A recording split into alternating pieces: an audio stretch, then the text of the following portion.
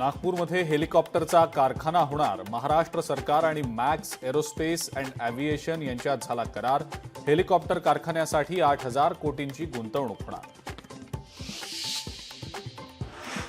वैष्णवी हगवणे प्रकरणी निलेश चव्हाण तपासामध्ये सहकार्य करत नसल्याची माहिती. शनिवारी कोठडी संपल्यानंतर पुन्हा कोर्टात हजर केलं जाणार.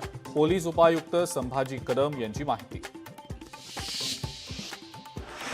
आषाढी यात्रेच्या पार्श्वभूमीवर सर्व उपाययोजना पूर्ण.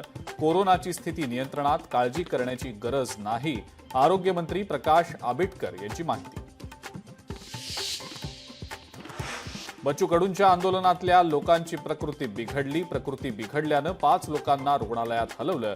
2 उपोषणकर्त्यांवर जागीच सलाईन लावून उपचार सुरू.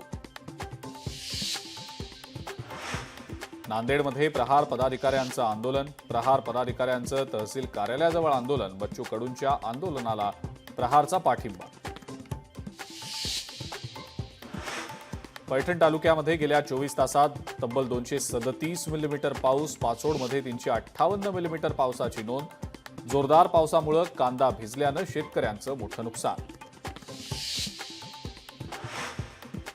जळगाव जिल्ह्यामध्ये वादळी वाऱ्यासह पाऊस. पावसामुळे अनेक ठिकाणी नुकसान. पालकमंत्री गुलाबराव पाटलांकडून नुकसानग्रस्त भागाची पाहणी.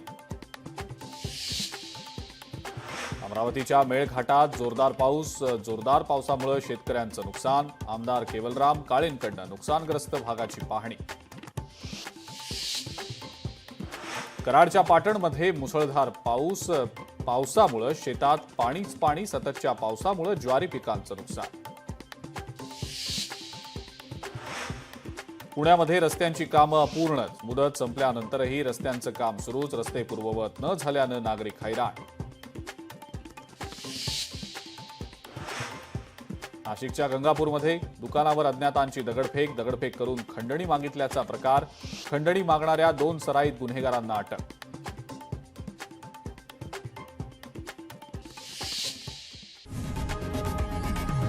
लोकशाही मराठी ऐका, पहा, जागरूक रहा.